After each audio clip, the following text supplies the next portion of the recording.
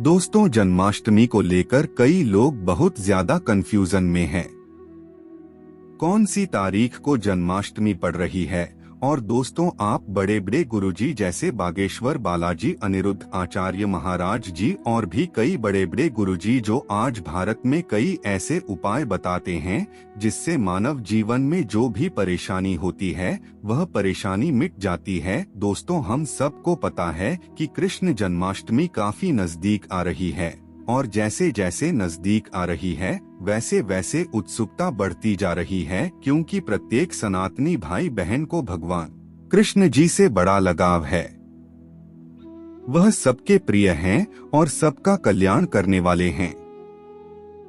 तो चलिए बात करते हैं इस खास दिन यानी कृष्ण जन्माष्टमी की। दोस्तों, कई हजार सालों पश्चात 7 सितंबर 2023 को बहुत ही दुर्लभ और अद्भुत संयोग बनने जा रहा है, क्योंकि इस दिन अष्टमी का पावन पर्व पड़ रहा है। दोस्तों, इस दिन राजयोग, अमृत सिद्धि योग, साथ ही धनलक्ष्मी योग जैसे कई सारे योग बन रहे हैं और इस समय भगवान कृष्ण सबसे अधिक प्रसन्न होते हैं। यानी आप भगवान से इस दिन जो भी मांग लें वह आपकी हर इच्छा भगवान कृष्ण शीघ्र ही पूरी कर देंगे। वही दोस्तों, कृष्ण भगवान को प्रसन्न करने के लिए जन्माष्टमी पर कुछ खास उपाय जरूर करने चाहिए जो कि आपकी किस्मत बदल सकते हैं और आपको मालामाल बना सकते हैं। यदि आप भी अपने जीवन में भगवान कृष्ण की कृपा पाना चाहते हैं तो इस वीडियो को लाइक करके कमेंट में राधा कृष्ण लिखना ना भूले।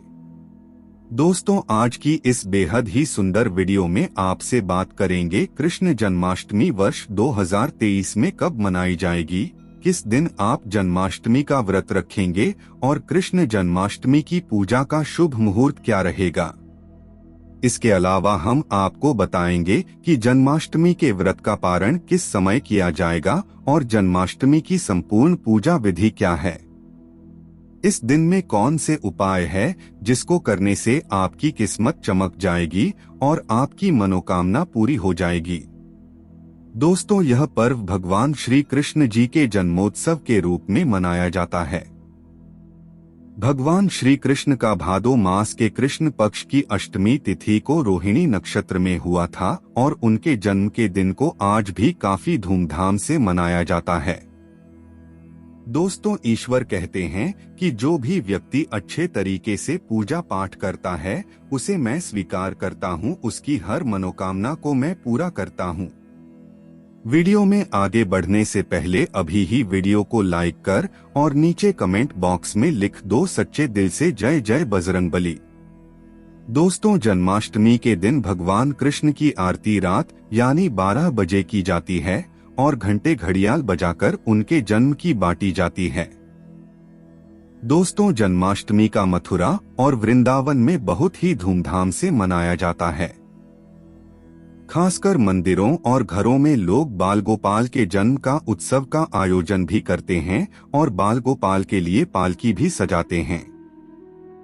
ऐसी मान्यता है कि भगवान विष्णु जी ने धर्म की स्थापना करने के लिए श्री कृष्ण जी के रूप में जन्म लिया था और इस दिन पर धारण कर श्री कृष्ण जी का स्मरण करना अत्यधिक फलदायी होता है। दोस्तों, शास्त्रों में जन्माष्टमी के वक्त को वक्त का राजा भी गया है। भविष्य में इसके संदर्भ में उल्लेख है कि जिस घर में यह व्रत किया जाता है वह अकाल मृत्यु, गर्भपात, दुर्भाग्य तथा कलह से पीड़ित नहीं होता है और जो भी इस व्रत को एक बार कर लेता है वह दुनिया के सभी सुखों को भोगकर विष्णुलोक में निवास करता है। दोस्तों, इस दिन लोग पूरा दिन भर उपवास रखते हैं। आपको बता दें कि जन्माष्टमी का व्रत अष्टमी तिथि से शुरू होता है और इस व्रत का पारण नवमी तिथि में ही करना चाहिए, तब इसका पूरा फल होता है। और जो लोग इस व्रत को रखे उन्हें सुन ले कि रात में हल्का व सात्विक भोजन करना चाहिए, साथ ही ब्रह्मचर्य का पालन करना चाहिए। दोस्तों, जन्माष्टमी के व्रत के दिन कुछ लोग निर्जला रहते हैं तो वही कुछ लोग फलाहार करके भी इस व्रत को पूरा कर सकते हैं। दोस्तों, जन्माष्टमी के दिन प्रातः काल जल्दी उठकर स्नान आदि कर स्वच्छ वस्त्र धारण करें। इसके पश्चात पूर्व या उत्तर दिशा की ओर मुंह करके बैठ जाएं और अपने हाथ में थोड़ा सा जल पुष्ट कर अक्षत ले लें और जन्माष्टमी का संकल्प करें। इसके पश्चात भगवान कृष्ण जी की पूजा करें। आपको बता दें कि भगवान श्री कृष्ण जी की पूजा निश्चित काल यानी आधी रात में करने की परंपरा रही है और किसी किसी घरों में रात 12 बजे भगवान कृष्ण जी का जन्म भी किया जाता है। तो जो लोग कृष्ण जी का जन्म रात में करते हैं वे नाल छेदन भी करते हैं, तो उनके लिए बता देते हैं कि 12 बजने से कुछ घंटे पहले ही एक पत्ते वाला खीरा लें और कुछ थोड़ा सा काट कर उसमें लड्डू गोपाल को बिठा दें। जब 12 बजे तो भगवान को उस खीरे से बाहर निकालकर एक सिक्के की मदद से खीरे को काट दे। इसे नाल छेदन कहा जाता है। इसके पश्चात उन्हें सबसे पहले शुद्ध जल से स्नान कराएं। फिर उन्हें पंचामृत, दूध, दही, घी, शहद और शक्कर से स्नान कराएं। तत्पश्चात गंगाजल से स्नान कराएं। इसके पश्चात शुद्ध जल से स्नान कराने के पश्चात उन्हें साफ कपड़े से पहुंचकर उन्हें नए सुंदर चमकीले वस्त्र धारण कराएं और उनका श्रृंगार करें। इसके पश्चात उन्हें झूले या सिंहासन में करें ध्यान। इस दौरान आप कृष्ण नाम का जाप करते रहे या राधे राधे बोलते रहे या श्री कृष्ण जी के किसी भी मंत्र का जाप आप करते रहे। दोस्तों, अब आप लड्डू गोपाल की विधिवत पूजा करें। उन्हें चंदन का तिलक लगाएं, फूल माला अर्पित करें और उन्हें भोग लगाएं। भोग में आप माखन, मिश्री, पंचामृत, नारियल से बनी मिठाई या धनिये की पंजीरी का भोग लगाएं। ध्यान रहे उसमें तुलसी का पत्ता जरूर डालें। इसके पश्चात धूप दीप जलाकर भगवान श्री कृष्ण जी की आरती जरूर करें और लड्डू गोपाल को इस दिन झूला जरूर जलाएं। दोस्तों, जन्माष्टमी की रात को लोग रात्रि जागरण करके भजन कीर्तन शो आदि भी करते हैं। इससे आपको शुभ फल की प्राप्ति होती है। अब यहाँ पर कुछ दोस्त ऐसे भी होंगे जो हमारी बातों को हल्के में लेंगे क्योंकि उन्हें वास्तुशास्त्र का ज्ञान नहीं है। इस पर एक कहावत भी प्रचलित है कि बंदर क्या जाने अदरक का स्वाद। अर्थ यह है, कोई भी व्यक्ति वास्तुशास्त्र के बारे में नहीं जानता है तो फिर इन उपायों में या वीडियो देखने वह विश्वास ही नहीं करता है। इसलिए दोस्तों, सही सटीक 100% जानकारी के साथ में जानने के लिए इस वीडियो से जुड़ जाना। दोस्तों, वीडियो को आगे बढ़ाते हैं। दोस्तों, आपके पास अभी जितने भी काम है उनको साइड में रख दीजिए। ध्यानपूर्वक जो आपको बताया जा रहा है उसे देखिए और सुनिए। दोस्तों, शास्त्रों में जन्माष्टमी के वक्त को वक्त का राजा भी गया है। भविष्य में इसके संदर्भ में उल्लेख है कि जिस घर में यह व्रत किया जाता है वह अकाल मृत्यु, गर्भपात, दुर्भाग्य तथा कलह से पीड़ित नहीं होता है और जो भी इस व्रत को एक बार कर लेता है वह दुनिया के सभी सुखों को भोगकर विष्णुलोक में निवास करता है। दोस्तों, इस दिन लोग पूरा दिन भर उपवास रखते हैं। आपको बता दें कि जन्माष्टमी का व्रत अष्टमी तिथि से शुरू होता है और इस व्रत का पारण नवमी तिथि में ही करना चाहिए, तब इसका पूरा फल होता है। और जो लोग इस व्रत को रखें उन्हें सुन ले कि रात में हल्का व सात्विक भोजन करना चाहिए, साथ ही ब्रह्मचर्य का पालन करना चाहिए। दोस्तों, जन्माष्टमी के व्रत के दिन कुछ लोग निर्जला रहते हैं तो वही कुछ लोग फलाहार करके भी इस व्रत को पूरा कर सकते हैं। दोस्तों, जन्माष्टमी के दिन प्रातः काल जल्दी उठकर स्नान आदि कर स्वच्छ वस्त्र धारण करें। इसके पश्चात पूर्व या उत्तर दिशा की ओर मुंह करके बैठ जाएं और अपने हाथ में थोड़ा सा जल पुष्ट कर अक्षत ले लें और जन्माष्टमी का संकल्प करें। इसके पश्चात भगवान कृष्ण जी की पूजा करें। आपको बता दें कि भगवान श्री कृष्ण जी की पूजा निश्चित काल यानी आधी रात में करने की परंपरा रही है और किसी किसी घरों में रात 12 बजे भगवान कृष्ण जी का जन्म भी किया जाता है। तो जो लोग कृष्ण जी का जन्म रात में करते हैं वे नाल छेदन भी करते हैं, तो उनके लिए बता देते हैं कि 12 बजने से कुछ घंटे पहले ही एक पत्ते वाला खीरा लें और कुछ थोड़ा सा काटकर उसमें लड्डू गोपाल को बिठा दें। जब 12 बजे तो भगवान को उस खीरे से बाहर निकालकर एक सिक्के की मदद से खीरे को काट दे। इसे नाल छेदन कहा जाता है। इसके पश्चात उन्हें सबसे पहले शुद्ध जल से स्नान कराएं। फिर उन्हें पंचामृत, दूध, दही, घी, शहद और शक्कर से स्नान कराएं। तत्पश्चात गंगा जल से स्नान कराएं। इसके पश्चात शुद्ध जल से स्नान कराने के पश्चात उन्हें साफ कपड़े से पहुंचकर उन्हें नए सुंदर चमकीले वस्त्र धारण कराएं और उनका श्रृंगार करें। इसके पश्चात उन्हें झूले या सिंहासन में करें ध्यान। इस दौरान आप कृष्ण नाम का जाप करते रहे या राधे राधे बोलते रहे या श्री कृष्ण जी के किसी भी मंत्र का जाप करते रहें। दोस्तों, अब आप लड्डू गोपाल की विधिवत पूजा करें। उन्हें चंदन का तिलक लगाएं, फूल माला अर्पित करें और उन्हें भोग लगाएं। भोग में आप माखन, मिश्री, पंचामृत, नारियल से बनी मिठाई या धनिये की पंजीरी का भोग लगाएं। ध्यान रहे उसमें तुलसी का पत्ता जरूर डालें। इसके पश्चात धूप दीप जलाकर भगवान श्री कृष्ण जी की आरती जरूर करें और लड्डू गोपाल को इस दिन झूला जरूर जलाएं। दोस्तों, जन्माष्टमी की रात को लोग रात्रि जागरण करके भजन, कीर्तन, शो आदि भी करते हैं। इससे आपको शुभ फल की प्राप्ति होती है। आपको बता दें, कुछ लोग रात्रि की पूजा के पश्चात ही अपने व्रत का पारण करते हैं और कुछ लोग अगले दिन सूर्योदय के पश्चात। ध्यान रहे कि आप प्रसाद खाकर ही अपने व्रत का पारण करते हैं। तो दोस्तों, चलिए अब जानते हैं कि वर्ष 2023 में का पर्व को कब मनाया जाएगा।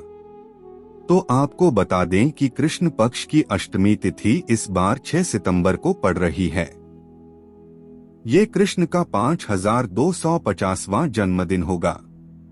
ऐसे में ये 6 सितंबर को दोपहर 3:37 बजे से शुरू होगा और 7 सितंबर को शाम 4:14 बजे तक रहेगा।